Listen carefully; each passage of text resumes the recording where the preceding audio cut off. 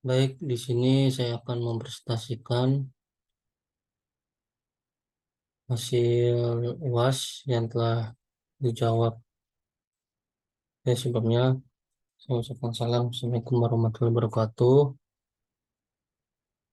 Selamat pagi, Om Swastiastu, Namo Buddhaya.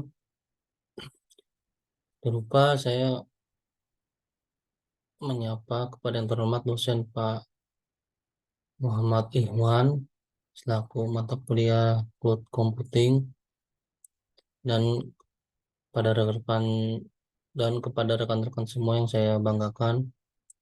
Pada kesempatan ini saya akan mempresentasikan hasil UAS. Baik, langsung saja ya.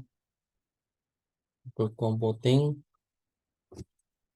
dengan nama saya Feby Hidayatullah, NIM 21040107039.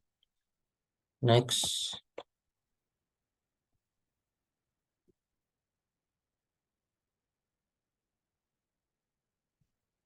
ini di halaman yang dijelaskan. Ini ini halaman untuk penjelasan. Pertama, penjelasan SAS, Utility Computing, Integrated Network, dua arsitektur network, tiga implementasi cloud computing, keempat virtualisasi dan cloud computing. Nah, yang untuk penjelasan software ialah untuk SAS, metode ialah model penyampaian perangkat lunak di mana perangkat lunak dan disediakan kepada pengguna melalui internet. Dalam model ini, pengguna tidak perlu menginstal atau mengolah perangkat lunak secara lokal di komputer mereka. Dan juga sebaliknya ya, dapat mengakses aplikasi tersebut melalui browser web aplikasi khusus.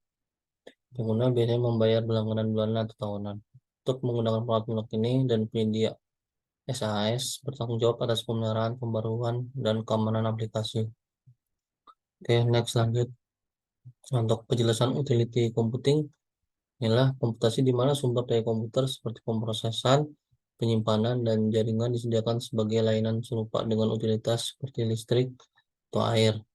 Dalam modul ini, pengguna dapat mengakses sumber daya komputasi sesuai kebutuhan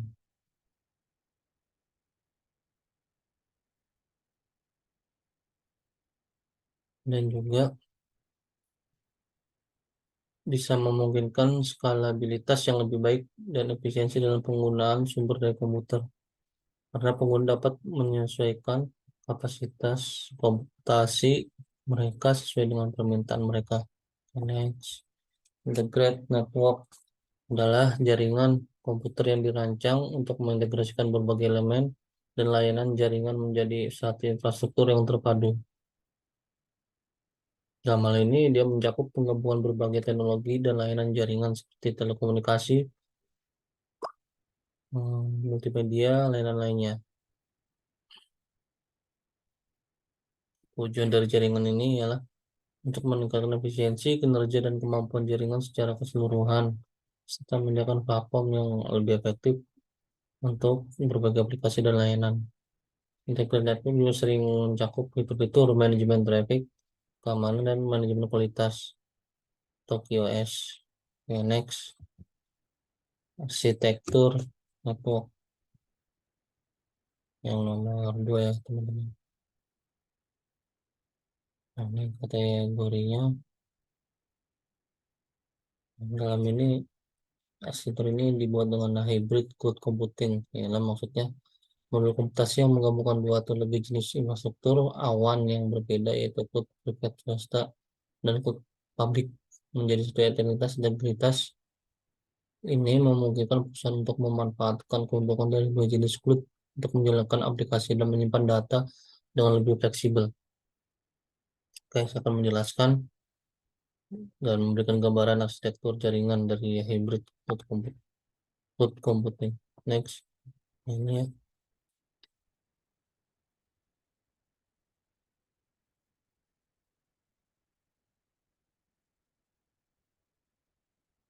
Nah, ini arsitektur.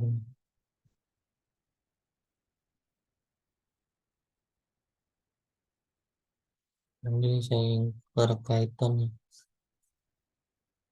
Ini hybrid cloud. Bisa ada enterprise network. Dan next untuk penjelasannya. Satu, arsitektur jaringan hybrid cloud adalah gabungan dari dua lingkungan cloud yang berbeda, yaitu cloud private dan cloud public. Ini penjelasannya. Nomor satu, cloud private. Cloud private adalah bagian dari infrastruktur yang dikelola secara internal oleh perusahaan. Ringkas saja ya. Jadi cloud private ini perusahaan yang memiliki kendali penuh atas infrastruktur data. Ini digunakan untuk menjalankan aplikasi dan menyimpan data yang sensitif. Nah, yang kedua, mohon maaf, yang kedua, cloud public. Cloud public adalah infrastruktur yang dikelola oleh penyedia cloud pihak ketiga seperti AWS, Azure, atau Google Cloud. Ini adalah lingkungan bersama yang menyediakan layanan komputasi, penyimpanan, dan jaringan secara luas kepada banyak pelanggan.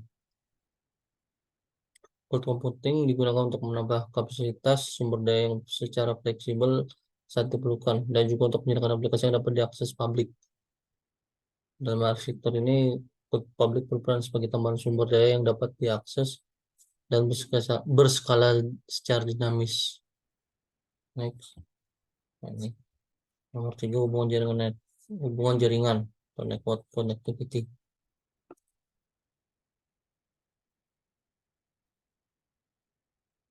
Hubungan antara cloud private dan cloud public ini adalah elemen kunci dalam struktur hybrid cloud. Ya, ini memungkinkan mengalirkan data dan lalu lintas antara dua lingkungan.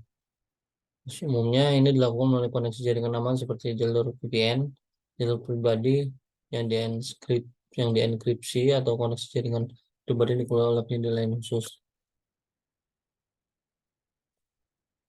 Jadi bisa untuk mengkoneksi integrasi aplikasi, memberikan data, dan menjalankan beban kerja lintas cloud dengan aman dan efisien. Lanjut untuk part manajemen dan kontrol sentral. Manajemen dan kontrol sentral adalah perangkat lunak yang mengelola dan mengawasi seluruh arsitektur hybrid cloud. Ini termasuk alat untuk memantau kinerja, mengelola keamanan, dan mengatur aliran lalu lintas antara cloud pribadi dan cloud computing. Sistem manajemen dan kontrol ini juga dapat menyediakan otomatisasi untuk penyebaran aplikasi dan sumber daya di seluruh lingkungan hybrid cloud. Next, implementation cloud computing. Nah, nama artikelnya. Dalam membangun cloud terdapat tiga komponen yang perlu diperhatikan. Ini ya. Satu, perangkat keras komputer atau hardware. Dua, jaringan. Tiga, virtualisasi. Nah, untuk penjelasan perangkat keras ya, berbagai peralatan fisik yang digunakan dalam infrastruktur cloud seperti server, router, switch, firewall, array penyimpanan, dan perangkat gabungan. Server dalam infrastruktur cloud harus memiliki kemampuan skalabilitas dan bisa serta dioperasikan dengan teknologi virtualisasi. Oke, next, dua, jaringan. Jaringan merupakan komponen penting dalam infrastruktur cloud karena menghubungkan komunikasi data antar perangkat dan pengguna.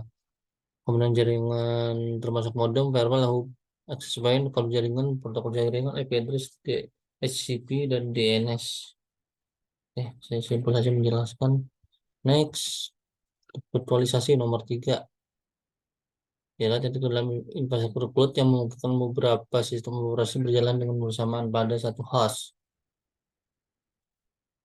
Hypervisor adalah komponen yang mengelola virtualisasi menggunakan beberapa mesin virtual berjalan di atas satu fisik server. Virtualisasi memungkinkan fleksibilitas pengelola sumber daya yang efisien dan isolasi antara mesin virtual dan yang berbeda. Isolasi antara mesin virtual yang berbeda. Oke, selanjutnya 4, penyimpanan storage. Menurut adalah teknik yang memungkinkan penyimpanan data besar secara online dan memanfaatkan server digital sebagai medianya. Next, virtual. Penting. Nah, keuntungan virtualisasi ini ya, satu, konsolidasi sumber daya, dua, skalabilitas, tiga, isolasi, manajemen sumber daya, empat, lima, pemenuhan bencana, enam, pengujian dan pengembangan, tiga, tujuh, konsistensi lingkungan konfigurasi.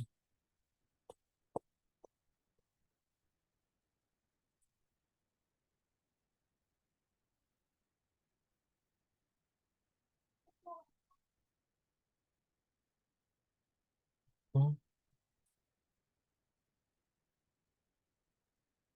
Nah, ini ya, untuk penjelasannya ada di sini ya. Oke, tinggal dibaca. Oke, next.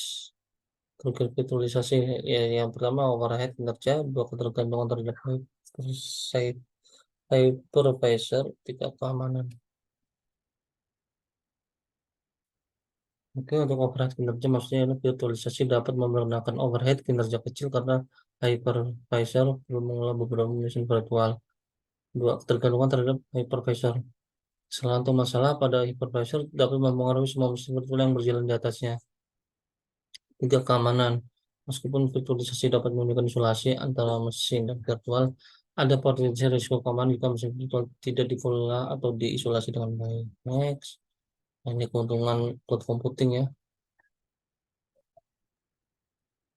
Satu, skalabilitas on demand, dua, akses dari mana saja, tiga, biaya yang lebih rendah, empat, efisiensi dan produktivitas, lima, pemulihan bencana, enam, pengembangan cacat, tujuh, kolaborasi yang baik, delapan, elastis. Nah, ini pengertian di sini ya, kemarin banyak sih teman-teman. Kemudian teman-teman bisa baca ini dengan baik dan benar. Yang next, ini keuntungan cloud computing, satu, keamanan produksi, dua, ketergantungan pada penyedia, tiga, kontrol yang terbatas. Next, oke, cukup sekian dari saya.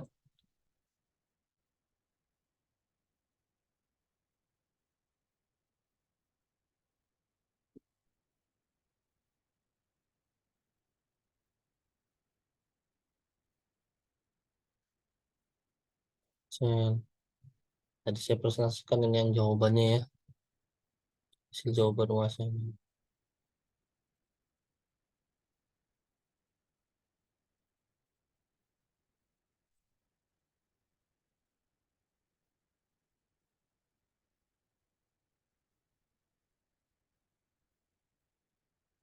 Oke, terima kasih semuanya. Mohon maaf bila ada kata-kata yang keliru. Semoga apa yang disampaikan ini bermanfaat untuk semuanya. Oke, terima kasih. Billahi taufik wal hidayah. Assalamualaikum warahmatullahi wabarakatuh. Selamat pagi.